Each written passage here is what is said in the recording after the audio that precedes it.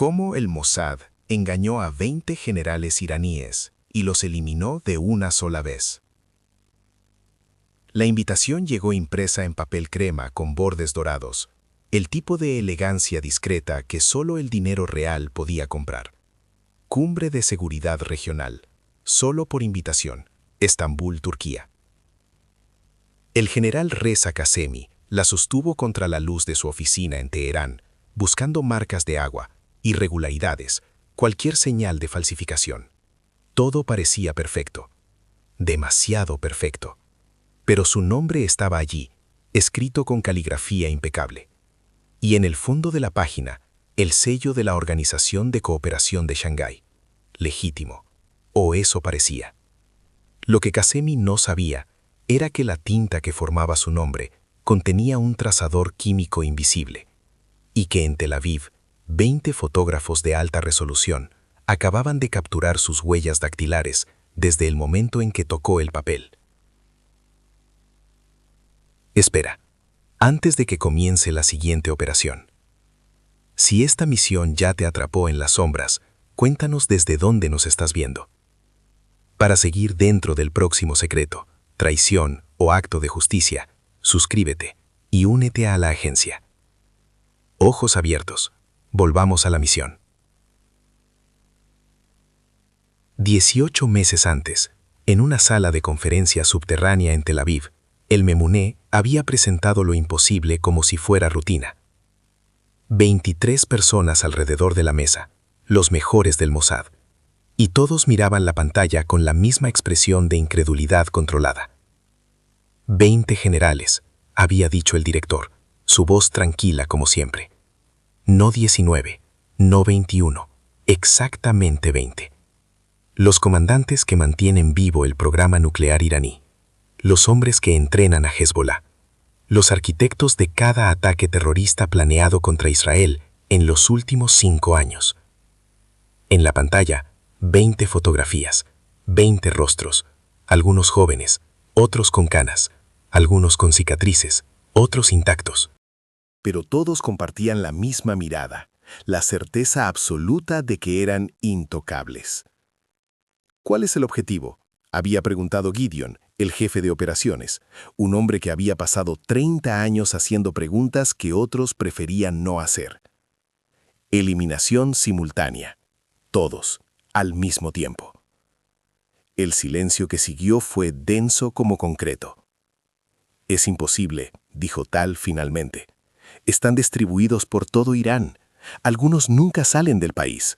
Los que salen viajan con seguridad de nivel presidencial. No hay forma de llegar a 20 simultáneamente. Exactamente, respondió el Memuné. Por eso no vamos a ir a ellos, vamos a traerlos a nosotros. Así nació la operación Trampa de Seda. Leora fue asignada como coordinadora principal. Era su 7ª operación de gran escala, pero ninguna se había acercado a esta magnitud. Necesitamos un evento, explicó en la primera reunión de planificación. Algo lo suficientemente importante para que asistan personalmente, algo que no puedan delegar. Una cumbre de seguridad, sugirió Abi, el especialista en psicología de objetivos. Los generales iraníes son paranoicos, pero también son narcisistas. Si creen que son los únicos invitados de su nivel, querrán asistir. FOMO militar. ¿FOMO?, preguntó Dove, el analista de mayor edad. Fear of missing out, miedo a perderse algo. Si los otros generales van y ellos no, podrían perder información, conexiones, oportunidades. Pero necesitaríamos una organización legítima para patrocinar el evento, objetó Tal, una que Irán confíe. No podemos simplemente inventar una cumbre. No, estuvo de acuerdo Leora, pero podemos secuestrar una. 2 semanas después, un equipo de hackers del Mossad penetró los servidores de la Organización de Cooperación de Shanghái, no para sabotear, solo para observar. Estudiaron comunicaciones durante meses, patrones de lenguaje, protocolos de eventos, cadenas de aprobación, y lentamente, meticulosamente, comenzaron a insertar su propia narrativa. Correos electrónicos falsos que parecían venir de funcionarios reales de la OCS, memorandos internos discutiendo una cumbre de seguridad clasificada en Istambul, documentos de planificación que filtraban suficiente información para parecer accidentales, y finalmente, invitaciones físicas enviadas a través de canales diplomáticos comprometidos a exactamente 20 generales iraníes. El problema, había dicho Gideon durante una revisión de riesgos, es que eventualmente alguien en la OCS real notará que están usando su nombre, y cuando eso suceda, toda la operación se desmorona. Por eso tenemos una ventana de 6 semanas, respondió Leora, desde el momento en que enviamos las invitaciones hasta el día del evento. 6 semanas para confirmar asistencia, arreglar logística y ejecutar. ¿Y si solo asisten 5 o 10? Entonces adaptamos, pero nuestra inteligencia psicológica sugiere que si conseguimos a los primeros 5, el resto seguirá. Nadie quiere ser el único que no fue invitado. Tenían razón. El primer general en confirmar fue Qasemi, comandante de la Fuerza Quds. 48 horas después, 3 más confirmaron. Para el final de la segunda semana, 18 de 20 habían aceptado. Los 2 restantes fueron convencidos mediante filtraciones cuidadosamente plantadas que sugerían que los otros generales estaban planeando reunirse sin ellos. Orgullo, paranoia, codicia de información, las debilidades que hacían a los hombres predecibles. El lugar elegido fue el Hotel Chiragan Palace en Istambul, un palacio otomano del siglo XIX convertido en hotel de lujo, ubicado en el Bósforo con vistas que hacían que los huéspedes olvidaran que estaban en un mundo peligroso. Era perfecto, neutral, elegante, y lo más importante, el Mossad había pasado 6 meses preparándolo. Cada habitación está comprometida, explicó Ronen, el especialista en tecnología de vigilancia, durante un recorrido virtual del hotel. Micrófonos en las paredes. Cámaras en los detectores de humo, software de monitoreo en el Wi-Fi. Incluso los teléfonos de las habitaciones están intervenidos. ¿Y el personal del hotel? 30 empleados clave han sido reemplazados. Recepcionistas, conserjes, personal de limpieza, camareros, todos agentes nuestros o activos contratados. El resto del personal real no sabrá nada. ¿Seguridad turca? Comprada. No toda, solo las personas clave. Y les dijimos que es una operación contra contrabandistas de armas. No sabrán que los objetivos son iraníes hasta que sea demasiado tarde. Pero la pieza más crítica era el método de eliminación. 20 generales significaban 20 guardaespaldas como mínimo, probablemente más.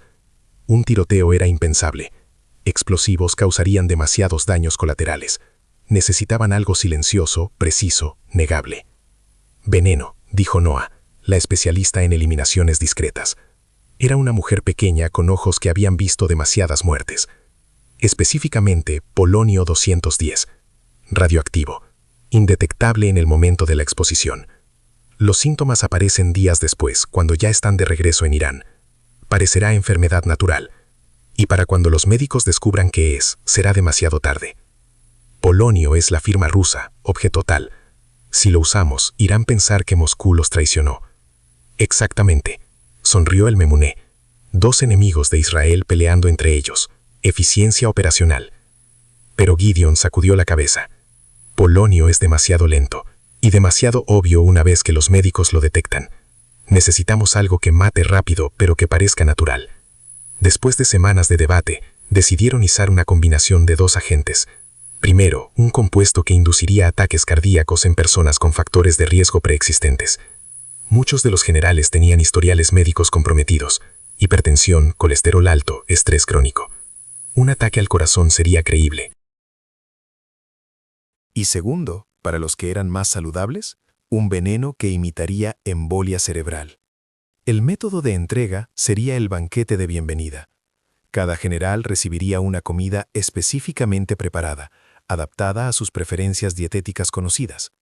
Y en esa comida, cantidades microscópicas de la gente, calculadas según su peso corporal, historial médico, metabolismo. Es como cirugía, había dicho Noah. Cada dosis personalizada, cada efecto programado. ¿Tiempo hasta que los síntomas aparezcan? Entre 4 y 8 horas. Suficiente tiempo para que terminen la cena, regresen a sus habitaciones y se sientan seguros.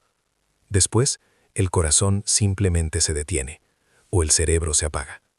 Rápido, relativamente sin dolor. Relativamente, repitió Leora. No era una pregunta, era un reconocimiento del costo moral. Las semanas previas al evento fueron un ballet de logística imposible. Cada general tenía que ser rastreado, sus movimientos anticipados, sus preferencias conocidas. El Mossad activó activos dormidos en Irán, algunos que habían esperado años por una misión que importara. Uno de esos activos era un hombre llamado Arash. Trabajaba como asistente administrativo en el Ministerio de Defensa iraní. No hacía nada heroico, solo copiaba documentos, escuchaba conversaciones, reportaba rutinas. Pero era su información la que confirmó que todos los 20 generales habían recibido permisos de viaje para la misma semana. Están emocionados, había transmitido Arash en un mensaje encriptado. Hablan de la cumbre como si fuera la oportunidad de sus vidas.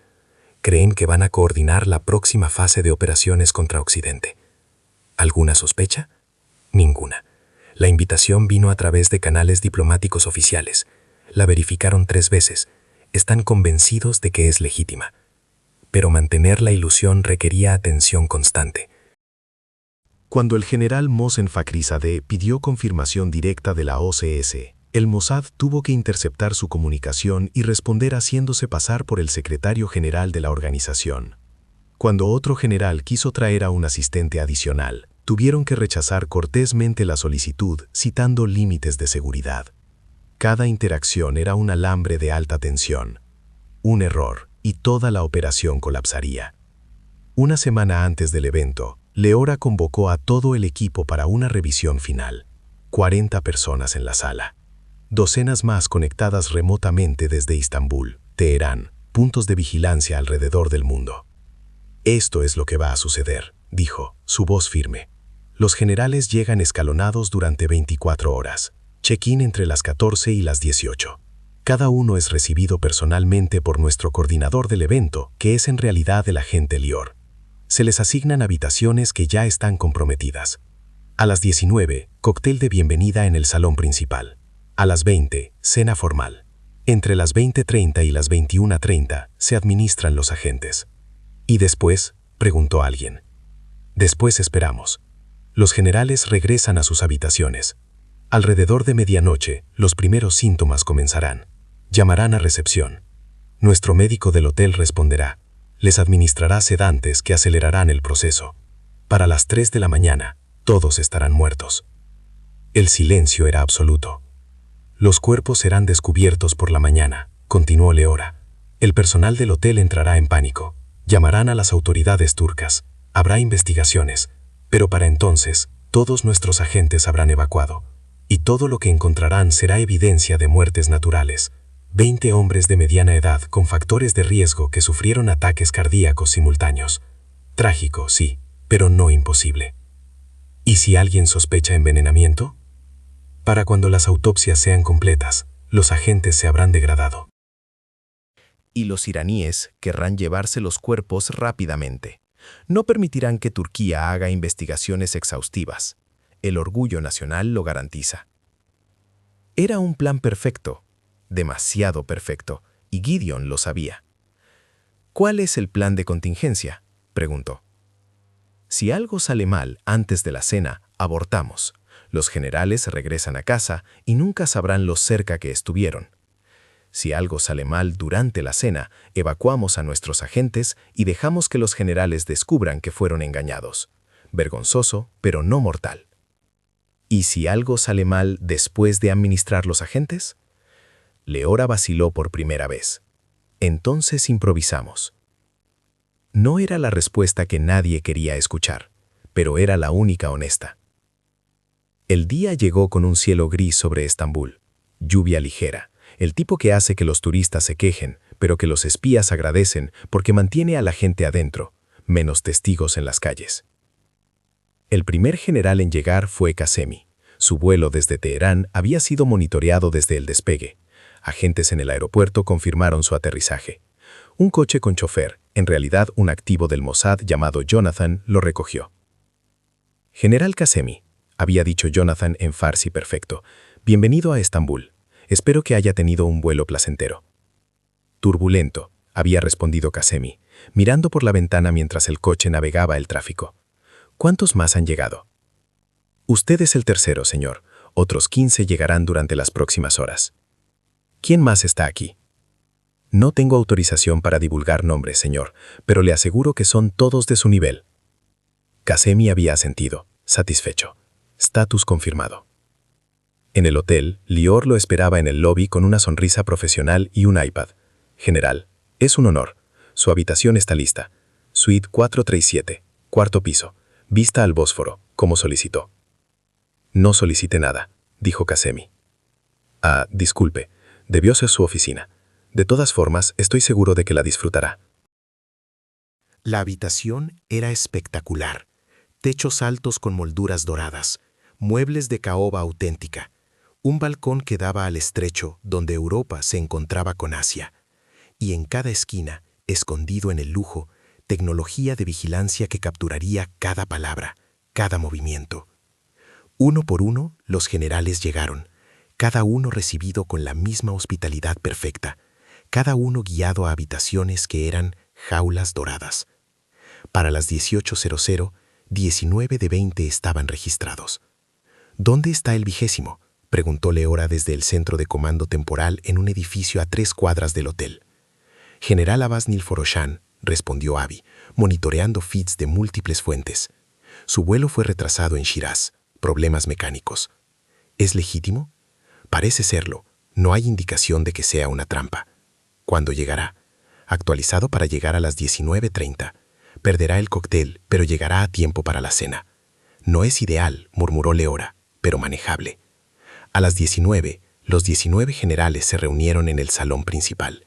Era una habitación diseñada para impresionar. Candelabros de cristal, tapices persas auténticos en las paredes, ventanas que enmarcaban el Bósforo como una pintura viviente. Camareros con bandejas de champán y bocadillos circulaban con precisión coreografiada. Y cada camarero era un agente del Mossad. Los generales se mezclaban con la cautela de predadores reconociéndose mutuamente. Apretones de manos firmes, sonrisas que no llegaban a los ojos, conversaciones corteses que ocultaban evaluaciones tácticas, cada uno midiendo a los otros, calculando alianzas, identificando amenazas. Es como ver tiburones en un acuario, había murmurado Ronen, observando desde cámaras ocultas, hermosos, mortales y completamente ajenos al hecho de que están en una trampa.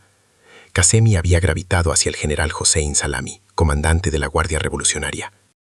Eran viejos conocidos, no amigos, pero unidos por años de servicio paralelo.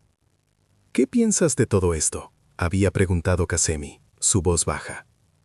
Pienso que es extraño que nos reúnan a todos en un solo lugar, respondió Salami. Eficiente quizás, pero también arriesgado. ¿Crees que es una trampa? Salami había mirado alrededor del salón, sus ojos de soldado evaluando salidas, posiciones, amenazas potenciales. Si lo fuera, ya estaríamos muertos. No, creo que es exactamente lo que parece, una oportunidad de coordinar, y es sobre tiempo. En el centro de comando, Leora escuchaba cada palabra con audífonos que transmitían docenas de conversaciones simultáneas. Tienen sospechas, reportó, pero no las suficientes. Aún podemos abortar, sugirió Tal. No, procederemos. A las 19:45, el general Nilforoshan finalmente llegó, disculpándose profusamente por el retraso. Fue escoltado directamente al salón, donde los otros lo recibieron con apretones de manos y comentarios sobre la confiabilidad de las aerolíneas iraníes. Ahora tenemos a todos, confirmó Abi, 20 de 20. A las 20 horas, los generales fueron guiados al comedor formal. Mesas dispuestas en forma de herradura, cada asiento marcado con tarjetas de nombre en caligrafía elegante. En el centro, una mesa principal vacía, donde supuestamente se sentarían los anfitriones de la OCS. ¿Dónde están nuestros anfitriones?, había preguntado uno de los generales. Llegarán en breve, respondió Lior con una sonrisa. Por favor, siéntanse cómodos. La cena comenzará momentáneamente. Era mentira, no había anfitriones, solo actores que aparecerían brevemente, darían un discurso preparado sobre cooperación regional y desaparecerían antes de que la comida fuera servida. La cena fue elaborada, 7 platos, cada uno diseñado para impresionar, pero solo uno importaba, el plato principal, cordero para algunos, pescado para otros, pollo para los que tenían restricciones dietéticas. Cada plato preparado individualmente en cocinas separadas por el chef Ezra, quien no era un chef en absoluto, sino un especialista en química, trabajando con recetas de muerte. Los agentes están integrados en las salsas, había explicado Ezra durante la preparación, calentados a exactamente 62 grados Celsius. Demasiado caliente y se degradan, demasiado frío y cristalizan. La temperatura tiene que ser perfecta. Y lo fue. El plato principal fue servido a las 20:37. 20 generales levantando tenedores simultáneamente. 20 primeros bocados. En el centro de comando, el equipo observaba en silencio absoluto. Confirmado, susurró Noah. Todos han consumido. Ahora solo era cuestión de tiempo. Los generales continuaron comiendo, ajenos. La conversación fluía, ayudada por vino tinto de reserva que los hacía más voluble, menos guardados. Hablaban de estrategia, de política, de sus frustraciones con el liderazgo en Teherán que no entendía las realidades del terreno. Necesitamos más autonomía, decía Salami entre bocados de cordero. Los políticos quieren resultados, pero nos atan las manos con procedimientos. Así ha sido siempre, respondía otro general. Los que nunca han peleado siempre creen que saben mejor cómo pelear. Risas compartidas, camaradería nacida de experiencia común. Era casi trágico, casi humano. A las 21:15, la cena terminó. El postre fue servido, un elaborado baklava con pistaches, y después, café turco, espeso y amargo. Los generales se movieron al salón de fumadores, donde algunos encendieron cigarros, mientras otros simplemente se relajaban en sofás de cuero. ¿Cuánto tiempo más?, preguntó Gideon en el centro de comando. Cualquier momento, respondió Noah. Los primeros síntomas deberían aparecer entre las 23 y medianoche. Pero a las 22:30, algo inesperado sucedió. El general Qasemi se levantó abruptamente, su rostro pálido. ¿Se siente bien?, preguntó Salami. Solo un poco mareado. Debo haber bebido demasiado vino. Debería acostarse. Qasemi asintió y se retiró a su habitación. Los otros generales lo miraron irse con leve preocupación, pero después volvieron a sus conversaciones. En el centro de comando, alarmas sonaban metafóricamente. «Es demasiado temprano», dijo Noah. «Los síntomas no deberían aparecer por otra hora». ¿Qué significa? Significa que algo está mal. Su metabolismo procesó el agente más rápido de lo esperado, o la dosis fue demasiado alta, o podría alertar a los otros, terminó Leora. Tenía razón. A las 23:00, 3 generales más reportaban sentirse mal, náusea, mareo, dolor en el pecho. El personal médico del hotel, en realidad agentes del Mossad, fue llamado. Les dieron sedantes que supuestamente ayudarían, pero que en realidad acelerarían el proceso. Pero entonces el general Salami hizo algo que nadie había anticipado. Llamó a un doctor iraní. «¿Qué está haciendo?», urgió Abi, observando las cámaras. En la pantalla, Salami hablaba rápidamente en farsi. 4 de mis colegas enfermos simultáneamente. No confío en el médico del hotel. Envíen a alguien de la embajada». «Tenemos que detenerlo», dijo Tal. «¿Cómo? No podemos simplemente irrumpir en su habitación». «Cortamos las líneas telefónicas». «Ya lo intentamos. Está usando su móvil satelital personal». «Entonces interferimos con la señal. Y eso será igual de sospechoso». Leora tomó una decisión. «Dejen que llame. Para cuando llegue ayuda de la embajada, será demasiado tarde». Y casi lo fue. A las 23:45, 6 generales estaban inconscientes. 3 más experimentaban dolor severo. Los doctores del hotel administraban morfina, oxígeno, todo lo que podían hacer para parecer que intentaban ayudar, mientras en realidad facilitaban el proceso. Pero a medianoche, cuando el doctor de la embajada iraní llegó, todavía quedaban 11 generales conscientes. «Esto es un desastre», murmuró Gideon. El doctor iraní era eficiente. Examinó a los pacientes, tomó signos vitales, ordenó traslados al hospital. Y entonces dijo las palabras que nadie quería escuchar. «Esto no es enfermedad natural. Necesitamos análisis de sangre completos. Sospecho intoxicación». En la habitación de Salami, los generales restantes se miraron con creciente alarma. «Evacuación», ordenó uno de ellos. «Ahora, todos fuera del hotel». El caos estalló, generales llamando a sus guardaespaldas, personal de seguridad corriendo por los pasillos, el lobby del hotel llenándose de hombres armados gritando órdenes en farsi. La operación está comprometida, dijo Leora, su voz tensa. Iniciamos protocolo de extracción. Pero antes de que pudieran moverse, uno de los generales colapsó en el lobby. Después otro. Los agentes estaban trabajando más rápido de lo calculado en algunos, más lento en otros. La sincronización cuidadosamente planeada se estaba desmoronando. Para la una, el Hotel Chiragán era una escena de pánico controlado. Ambulancias llegaban, llevándose generales inconscientes. La policía turca acordonaba el perímetro. Y en medio del caos, los agentes del Mossad se escurrían silenciosamente, cambiando a ropa de civil, mezclándose con el personal del Hotel Real, desapareciendo en la noche de Istambul. Leora fue la última en salir del centro de comando. Quemó todos los documentos físicos, destruyó los discos duros, borró cada rastro de su presencia. Después salió por la puerta trasera hacia un coche esperando. Conteo final, dijo al conductor mientras se alejaban. El conductor, en realidad Jonathan, consultó su teléfono. 17 confirmados muertos, 2 en estado crítico, 1 estable pero comprometido. ¿Total probable? 19. Posiblemente 20, si el que está estable no sobrevive la semana. No eran los 20 perfectas que habían planeado, pero 19 de 20 era todavía una victoria devastadora. Excepto que había un sobreviviente consciente, el general Salami, y estaba furioso. 2 días después, Teherán declaró luto nacional. Los cuerpos de los generales fueron repatriados con honores militares completos. Las funerales fueron transmitidas en vivo, el ayatolá llorando públicamente la pérdida de mártires de la resistencia. Pero en privado, las investigaciones comenzaban. Los iraníes sabían que esto no había sido natural. Sabían que habían sido engañados. La pregunta era, ¿por quién? Inicialmente sospecharon de los turcos, después de los sauditas. Los rumores circulaban sobre agentes estadounidenses, británicos, incluso rusos.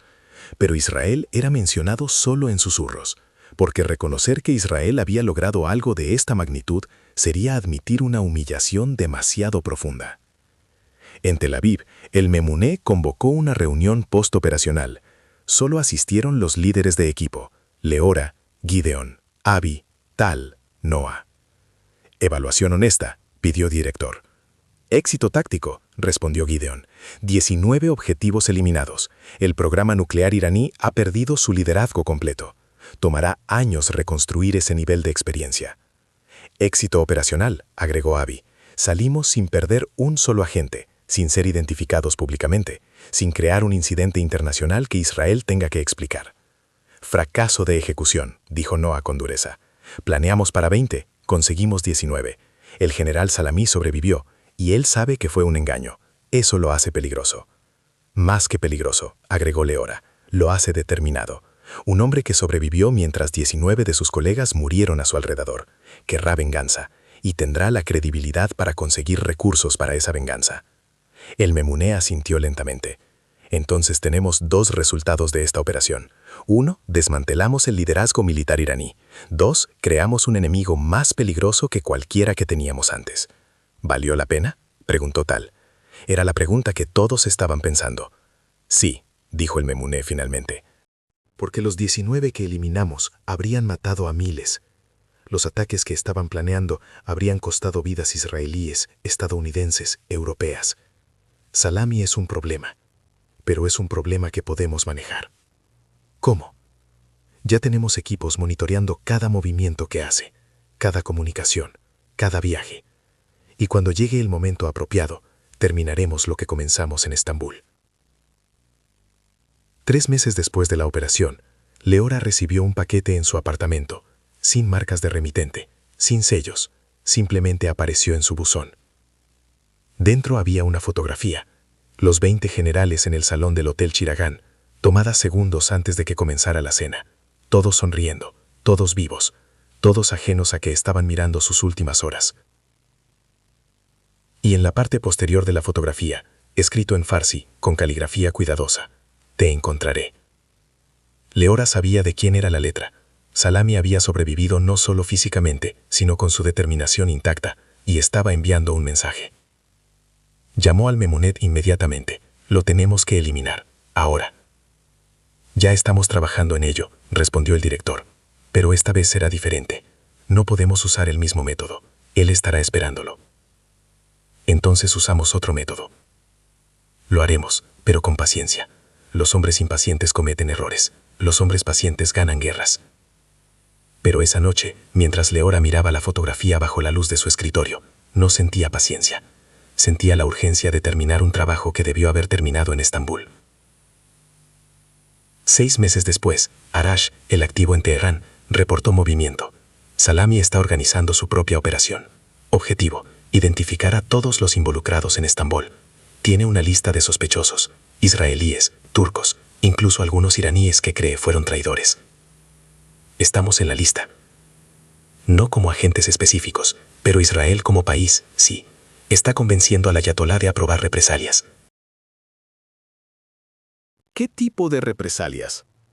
No lo sé aún, pero está hablando de algo proporcional, algo que demuestre que Irán no puede ser humillado sin consecuencias. El Mossad intensificó la vigilancia. Cada comunicación de Salami fue interceptada, cada reunión monitoreada. Y lentamente, un patrón emergió. Salami estaba planeando su propia trampa, no contra generales, sino contra el Mossad mismo. Quería atraer a agentes israelíes a una situación donde pudieran ser capturados, interrogados públicamente, ejecutados como espías. «Es brillante», había dicho Abi con admiración renuente.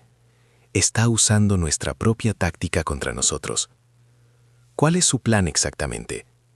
Todavía no lo sabemos completamente, pero involucra otra cumbre, esta vez real, y quiere plantar información que haga que creamos que es una oportunidad que no podemos perder. «Doble engaño», murmuró Leora. «Exactamente.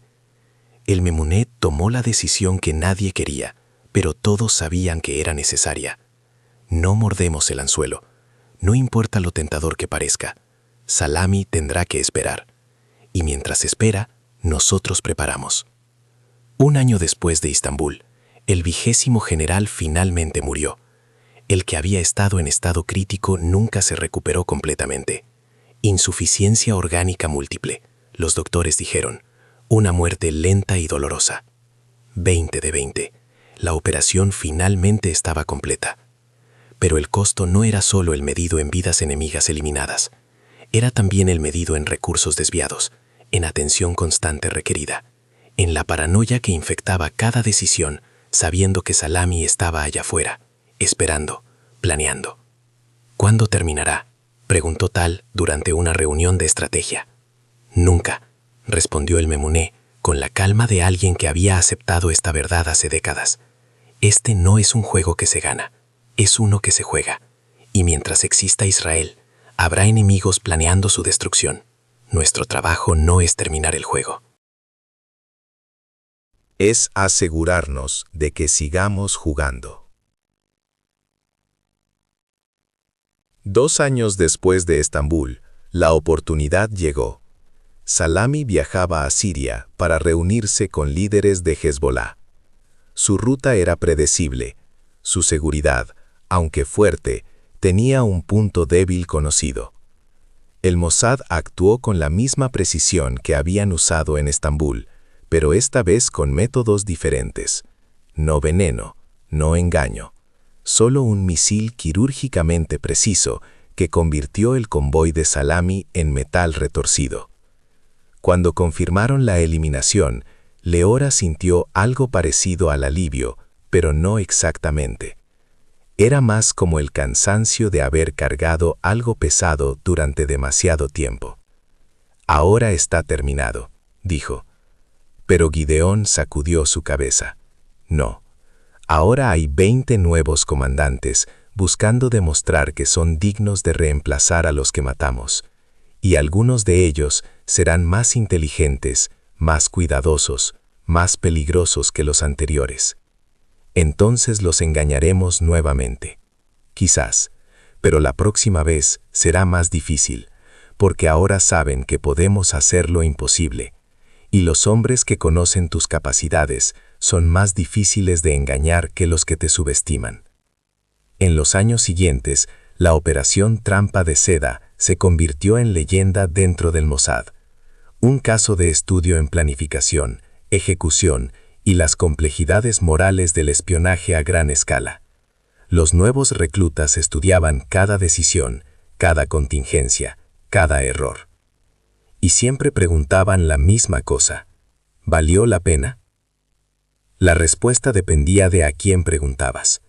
Para los analistas que veían estadísticas, sí, 19 ataques terroristas prevenidos en los años siguientes, cientos, quizás miles, de vidas salvadas.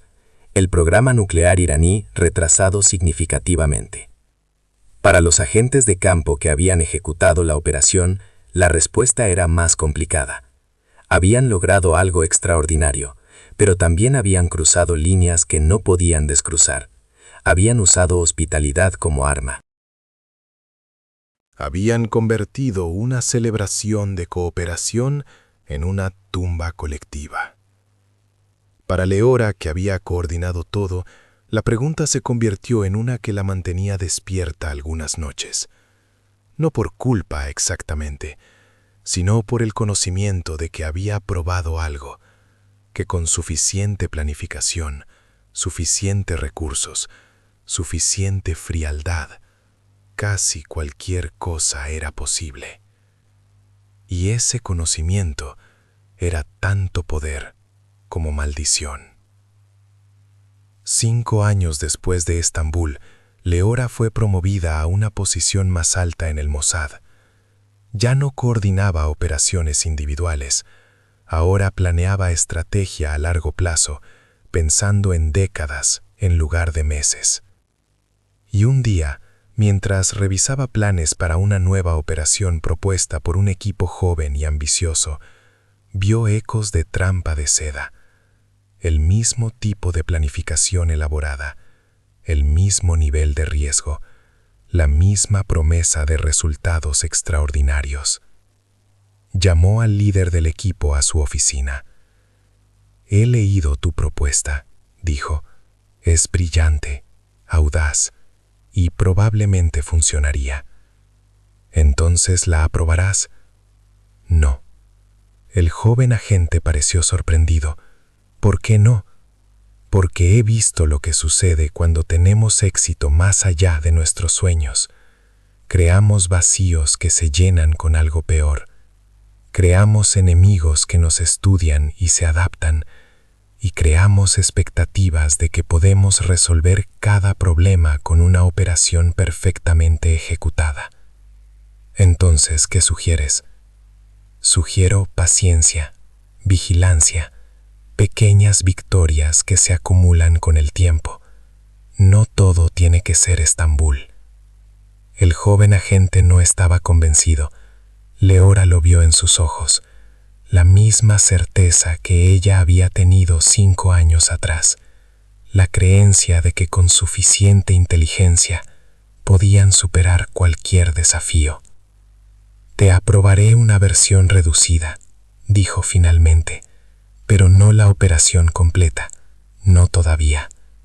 Demuéstrame que puedes tener éxito en pequeña escala primero». Después de que la gente se fue, Leora sacó algo de un cajón cerrado de su escritorio.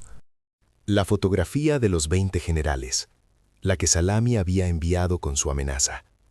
Ya no la miraba como una amenaza, la miraba como un recordatorio de que cada acción tenía consecuencias. Cada victoria creaba nuevos desafíos, y el ciclo nunca terminaba.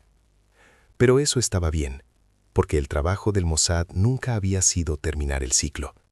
Solo era asegurarse de que Israel sobreviviera cada rotación. Y en eso habían tenido éxito. Una vida a la vez, una operación a la vez, un enemigo eliminado a la vez. Era trabajo duro, era trabajo oscuro, era trabajo necesario, y alguien tenía que hacerlo. Esa noche, Leora regresó a casa más tarde de lo usual. Su apartamento estaba silencioso, vacío. Había sacrificado mucho por este trabajo, relaciones que nunca florecieron, familia que no entendía porque siempre estaba viajando por trabajo, una vida que existía en las sombras mientras el mundo continuaba en la luz. Pero cuando miraba las noticias y no veía reportes de ataques terroristas que sabía habrían ocurrido sin operaciones como Trampa de Seda, sentía algo parecido a la paz. No alegría, no orgullo, solo la tranquila satisfacción de saber que había marcado una diferencia. Y en este mundo oscuro, eso tenía que ser suficiente, porque era todo lo que tenían. En Teherán, los reemplazos de los 20 generales caídos se reunían en salas secretas, planeando sus propias operaciones, buscando venganza por humillaciones pasadas. El ciclo continuaba. En Tel Aviv, nuevas generaciones de agentes del Mossad entrenaban, estudiaban, se preparaban para las misiones que vendrían. El ciclo continuaba. Y en algún lugar entre estas dos ciudades, en las zonas grises donde el espionaje operaba, agentes de ambos lados se movían en las sombras, cada uno convencido de que su causa era justa, de que sus acciones eran necesarias, de que el otro lado era el enemigo que tenía que ser detenido. Quizás todos tenían razón. Quizás todos estaban equivocados. Quizás la verdad estaba en algún punto intermedio que nadie podía ver porque todos estaban demasiado cerca del conflicto. Pero esas eran preguntas filosóficas, y los agentes operativos no tenían tiempo para filosofía. Solo tenían tiempo para misiones, para objetivos, para resultados. La operación Trampa de Seda había logrado su resultado. 20 generales iraníes habían sido engañados y eliminados. El programa nuclear había sido retrasado. Vidas habían sido salvadas. Y en el gran libro mayor de la historia del espionaje, eso se contaría como victoria. Pero en los corazones de los que habían ejecutado la operación, la respuesta era más complicada, porque sabían que cada victoria en esta guerra interminable solo preparaba el escenario para la próxima batalla. Y esa batalla ya estaba comenzando. Llamó al Memuné inmediatamente. Lo tenemos que eliminar, ahora. Ya estamos trabajando en ello, respondió el director, pero esta vez será diferente. No podemos usar el mismo método. Él estará esperándolo. Entonces usamos otro método.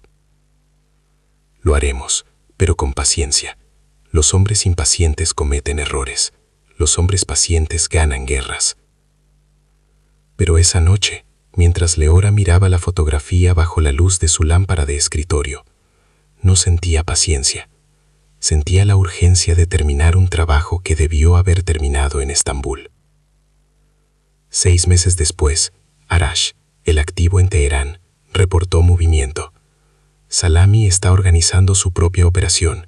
Objetivo: identificar a todos los involucrados en Estambul. Tiene una lista de sospechosos, israelíes, turcos, incluso algunos iraníes que cree fueron traidores. ¿Estamos en la lista? No como agentes específicos, pero Israel como país, sí. Está convenciendo al ayatolá de aprobar represalias. ¿Qué tipo de represalias? No lo sé aún, pero está hablando de algo proporcional, algo que demuestre que Irán no puede ser humillado sin consecuencias. El Mossad intensificó la vigilancia. Cada comunicación de Salami fue interceptada, cada reunión monitoreada, y lentamente un patrón emergió. Salami estaba planeando su propia trampa, no contra generales, sino contra el Mossad mismo. Quería atraer a agentes israelíes a una situación donde pudieran ser capturados, interrogados públicamente, ejecutados como espías. «Es brillante», había dicho Avi con admiración renuente. «Está usando nuestra propia táctica contra nosotros». ¿Cuál es su plan exactamente? Todavía no lo sabemos completamente, pero involucra otra cumbre, esta vez real. Y quiere plantar información que haga que creamos que es una oportunidad que no podemos perder. «Doble engaño», murmuró Leora. Exactamente. El Memuné tomó la decisión que nadie quería, pero todos sabían que era necesaria. No mordemos el anzuelo. No importa qué tan tentador que parezca. Salami tendrá que esperar. Y mientras espera, nosotros preparamos.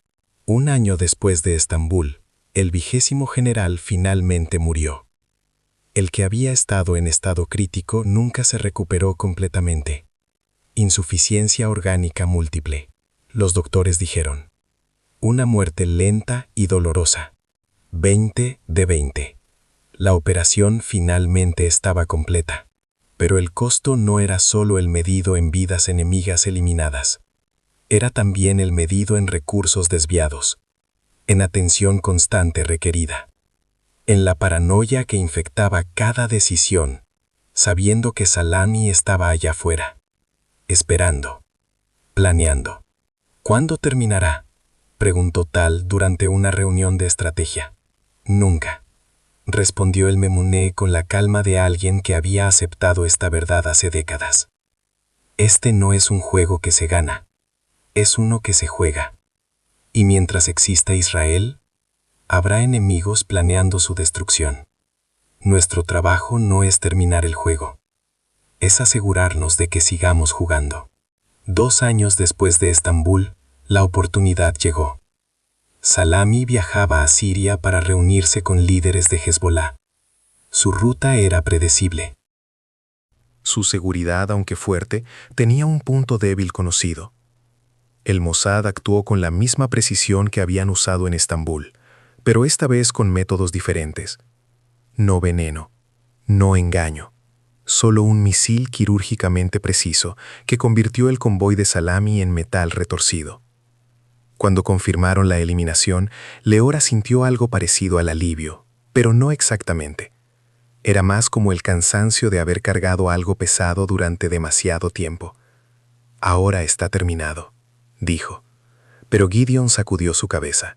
No, ahora hay 20 nuevos comandantes buscando demostrar que son dignos de reemplazar a los que matamos. Y algunos de ellos serán más inteligentes, más cuidadosos, más peligrosos que los anteriores.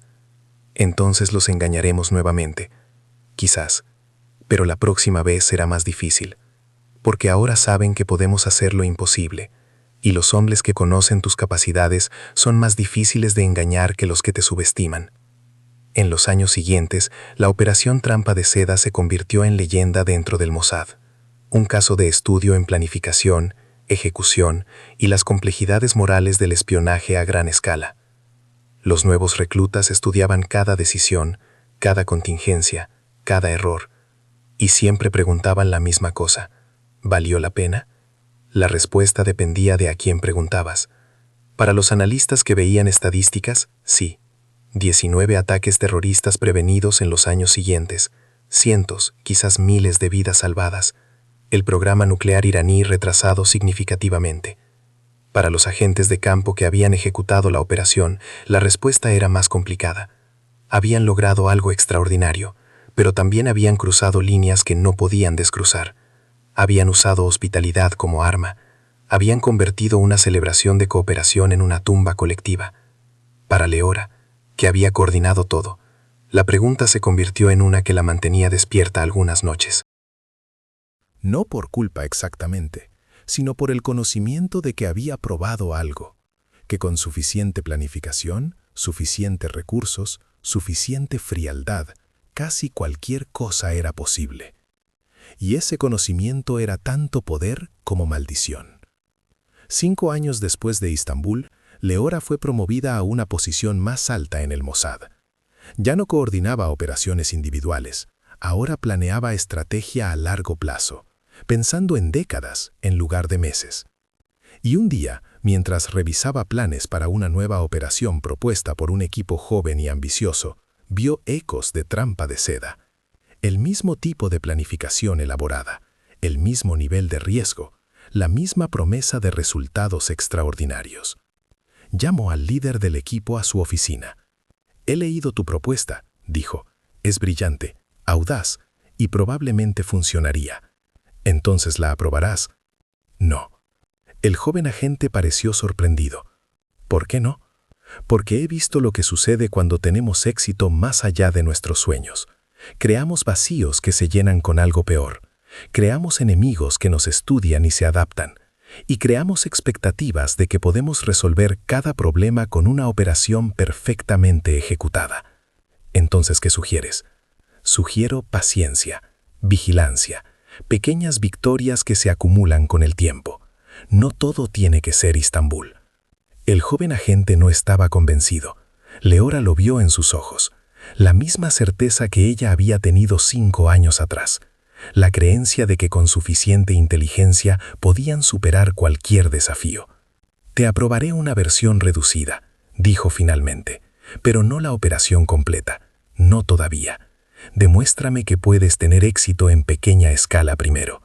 Después de que el agente se fue, Leora sacó algo de un cajón cerrado de su escritorio. La fotografía de los 20 generales, la que Salami había enviado con su amenaza. Ya no la miraba como una amenaza.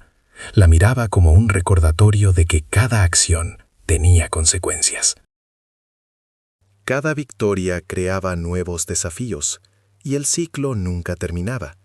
Pero eso estaba bien, porque el trabajo del Mossad nunca había sido terminar el ciclo, solo era asegurarse de que Israel sobreviviera cada rotación.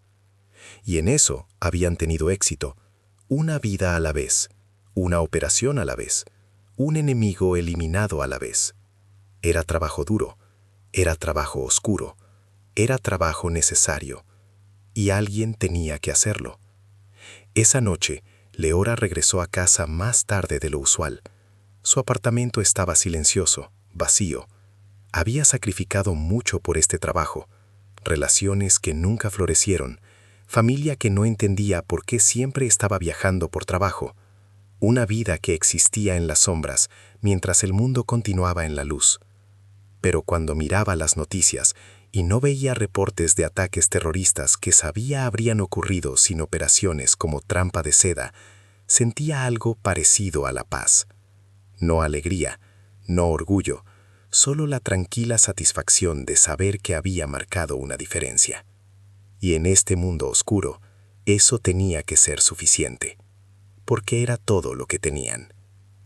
En Teherán, los reemplazos de los 20 generales caídos se reunían en salas secretas, planeando sus propias operaciones, buscando venganza por humillaciones pasadas. El ciclo continuaba. En Tel Aviv, nuevas generaciones de agentes del Mossad entrenaban, estudiaban, se preparaban para las misiones que vendrían. El ciclo continuaba. Y en algún lugar entre estas dos ciudades, en las zonas grises donde el espionaje operaba, agentes de ambos lados se movían en las sombras, cada uno convencido de que su causa era justa, de que sus acciones eran necesarias, de que el otro lado era el enemigo que tenía que ser detenido. Quizás todos tenían razón, quizás todos estaban equivocados, quizás la verdad estaba en algún punto intermedio que nadie podía ver porque todos estaban demasiado cerca del conflicto. Pero esas eran preguntas filosóficas. Y los agentes operativos no tenían tiempo para filosofía. Solo tenían tiempo para misiones, para objetivos, para resultados. La operación Trampa de Seda había logrado su resultado. 20 generales iraníes habían sido engañados y eliminados. El programa nuclear había sido retrasado. Vidas habían sido salvadas. Y en el gran libro mayor de la historia del espionaje, eso se contaría como victoria. Pero en los corazones de los que habían ejecutado la operación, la respuesta era más complicada, porque sabían que cada victoria en esta guerra interminable solo preparaba el escenario para la próxima batalla. Y esa batalla ya estaba comenzando.